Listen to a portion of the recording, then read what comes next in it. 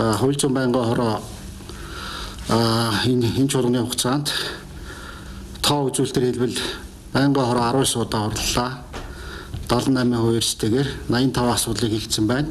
За энд одоо хуулийн төсөл 64, улсын их хурлын тогтоолын төсөл 13, за санал дүгнэлт 37, танилцуулга 8, зарчмын зөрүүтэй 317 саналын томьёол тус бэлтгэлийн чуулганы нэг зуралдаанд хэлэлцүүлж шийдвэрлүүлсэн байна. Байнгын хороо нийт 61 цаг 46 минут оролцсон байна. За тухайлбал эрүүгийн хуулийн төсөл болон зөрчлийн тухай хуулийн төслийн анхны хэлэлцүүлгийг байнгын хорооны 3 өдрийн хуралдаанаар дараалан хэлцэж нэг өдөр одоо бараг тасралтгүй 12 цаг орлоо. Завтарлахгүйгээр. За ийм одоо бараг рекордч тогтоох шахуу юм болсон баха энэ бол. За мөн байнгын хорооны тогтоолоор 16 ажлын хэсэг байгуулагдсан 53 удаа хуралдаж хууль тогтоолын төслүүдийг чуулганы нэгдсэн хуралдаанд бэлдэх үүрэгтэйгээр ажилласан байна. Тайланд хугацаанд иргэдээс ирүүлсэн 38 өргөл гомдол болон байгууллага аж ахуйн нэгжээс ирүүлсэн 102-ын албан бичих санал хүсэлтийг хүлээн авч хууль заасан журмын дагуу шийдвэрлэж хугацаанд хариу өгсөн байна. За байнгын хороо бие даасан 6 хууль, за үүнд хууль тогтоомжийн болон хууль тогтоомжийн тухай, шүүх байгуулах тухай, захиргааны ерөнхий хууль, замын хөдөлгөөний аюулгүй байдлын тухай, гадны аюулгүй байдлын тухай, хууль нэмэлт өөрчлөлт оруулах тухай хууль 19, гүчинг уусан тооцоолох тухай хууль 7, улсын их хурлын тогтоолын төсөл 13 тус хэлэлцэн нэгдсэн уралдаанаар батлуулсан байна. За ингээд гол хуулиудыг ярив. За нэг бол захиргааны ерөнхий хууль батлагдсанаар захиргааны байгууллагын үйл ажиллагаа хуулийн зохицуулалт орж нэгдсэн стандарт жишгтэй болох захиргааны байгууллагын нээлттэй ил тод хариуцлагатай болох ач холбогдолтой юм. Энэ хууль батлагдсанаар Монгол улс Азда хоёр дахь захиргааны ерөнхий хуультай орон болж байгаа. Бидний өмнө одоо Тайваныг ийм хуультай болсон гэж үздэг. Японууд бас маргаантай байгаа. Эндээ одоо Азда бол бид тэргүүлж байна. За хоёрт Монгол улсын их хурлаас 2012 онд батлагдсан шүүх байгуулах тухай хууль Монгол улсын эндсэн хууль зөрчсөн гэсэн үндсэн хуулийн цэцгийн дүгнэлт гарч уг хууль 2015 оны 7 дугаар сарын 1-ний өдрөөс хүчингүй болох болсон тоолбогдуулан шүүх байгуулах тухай хуулийг үндсэн хуульд нийцүүлэн шүүх байгууллагын хэвийн үйл ажиллагаа хангах үүднээс дээрх хуулийг шинжилэн батллаа. За манай нэг онцлог бол шүүхийн багц зүйл гарсан шүүхийн шинжилгээ хүрээнд бол явагдаж байгаа.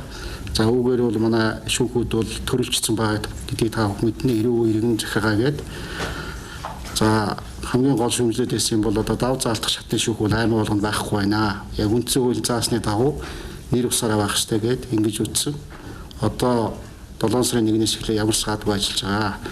Энэ дав заалтах шатны шүүх бол одоо сарда 2 удаа тухайн аймаг дээр очиод хэрэгээ шийдвэрлэж явдаг ийм байдал руу орж байгаа. Энэ талаар ямар нэг асуудал гарахгүй хаа үндсэн хууль нийцсэн ийм хууль гарсан гэж ойлгож байна.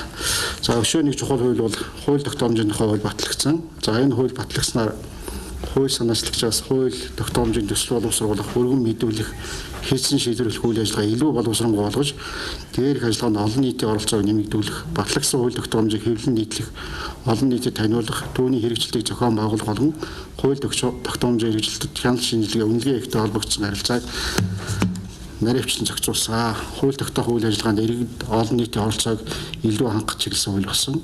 За бид хүмүүс шүүмжилдэг энэ хууль чанаргүй орчин, амьдрал хэрэгжихгүй байна. Монгол улс нийтээ бол 460 гаруй хууль байдаг.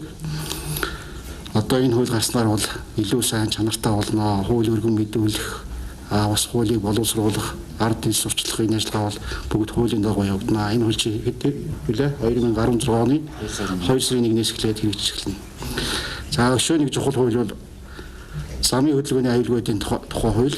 За энэ хууль батлагдсанаар замын хөдөлгөөний аюулгүй байдлын талаарх мэдлэг олох сургуулийн өмнөх болон ерөнхий боловсролын сургалтын үндсэн хөтөлбөрт тосгоолох, хэрэгжилт хяналт тавих эцэг хасраа хамгаалагч бүх шатны боловсролын байгууллагын холбогдох албан тушаалтан 10 хүртэлх насны хүүхдийг харгалзах хөнгүүгээр замын хөдөлгөөнд оруулахгүй байх. За согтуугаар тээврийн жолоод бол 384 мянгаар торгоно. За мөн бас эрхийн гасна. Давтай хийвэл бас 768 мянган төгрөг торгож байгаа. За ингээ 30 хоног хүртэл баримжилж байгаа. Бас эрхийн гасж байгаа. За бүр нэг давуу тал нэг бол одоо энэ хууль батлагснаар бүх хэрэгүүд мэдээллийн санд орно. Тэгээд хин хаана ямар хословоор гаргасан байна. Ямар үедээ согтуугаар жолоодсон байна. Бүх даанууд нь ороо явчихна. Тэгээ үүнээс гадна зорчигчд бас хариуцлага хүлээл хийж байгаа. одоо зам хөндлөн гарахтаа зориултын бос газраа гарсан бол торгож байгаа. Хэмжлэнгээ ингээ 9 сарын 1-ээс энэ хууль хэрэгжиж эхэлнэ. Яагаад гэвэл одоо 9 сарын 1-нд бол хичээл эхэлж байгаа. За ер нь одоо 500-аад хүн бол зам тээврийн ослоор нас орсон байдаг жилдээ. Тэрний одоо 50 хүүхэд байгаа. Тэгэхээр энэ одоо хууль энэ жил ингэж батлагдж гарснаар бол бас нэлээ замын хөдөлгөөний хувьд ач холбогдолтой ийм хууль гарсан гэж ойлгож байна. За хөдөлгөөний төрөнг болон эдийн бус хөрөнгөний барьцааны тухай хууль баталсан.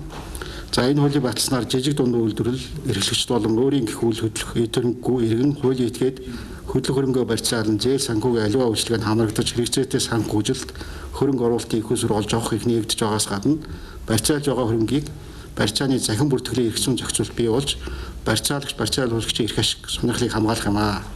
Хөдөлгөөний төрөнгийн эдийн засгийн эрхлэлд оруулснаар улс орны эдийн засгийн хөгжлийг түргэх далд эдийн засагт хэрэгжилж байгаа хөрөнгөний усгал ил болох ач холбогдолтой. За бид хүмүүс нь ерөөсөө үйл хөдлөх хөрөнгийг л барьцаалаад байдаг. Бус хөрөнгийг бол барьцаалах эрх зүйн орчин байхгүй. Энэ хууль гарснаар одоо эрх зүйн орчин бий болж байгаа. Энэ хууль 2016 оны 7 сарын 1-ээс хойш 9 сарын 1-ээс хэрэгжинд. Яагаад гэвэл одоо мэдээллийн санг бий болгоно. Тэр мэдээллийн сангийг одоо дэлхийн банктай нийлээд одоо хэд хэдэн газруудын хөдлөх хөрөнгийн хуулийг батсны дараа бол хөрөнгийн хэрэгэлд жижиг дунд бизнес эрхлэгчдийн бизнес бол их ах зарсан. Тухайн бол Вьетнам байна тийм ээ. Австрали байна, Шинэ Зеланд байна тийм. Хятад байгаа. За нэг юм учиртай. За 6 галын аюулгүй байдлын тухай хууль батлагдсан. За энэ хууль батлагдсанаар галын аюулгүй байдлыг хангуулах төрийн байгууллагаас гадна иргэн олон нийтийн байгууллагын оролцоог нэмэгдүүлж галын аюулгаас өрчлөн сэргийлэх, ухуулах сурталчилгаа, хичээл сургалтыг арга зэрэг аж ахуйн нэгж байгууллагуудад явуулах ажлыг шилжүүлэх, аслагдсан сум, суурин газарт амьдарч байгаа иргэд үйл ажиллагаа явуулж буй аж ахуйн нэгж байгууллагын төрийн үйлчлэгээ авч чадахгүй байгаа тул сум бүрд гал дүмөр унтраах сайн дуруу нэгжтэй байх. За гал дүмөр унтраах хувийн болон гэрээ танхитайгаар hulчилсан. За энэ бол одоо бид хүн мэдэнд Зөв аймагт ихэд ямар шугам гал гарлаа тийм ээ. Хууль эрх зүйн орчин бас л дутагдaltaй байсан. Тэгэхээр одоо энэ хууль гарснаар бол сум болгонд аж ахуй нэгж болгонд одоо гал унтраах сайн дуруу нэгжтэй байхыг хуульчилж байна.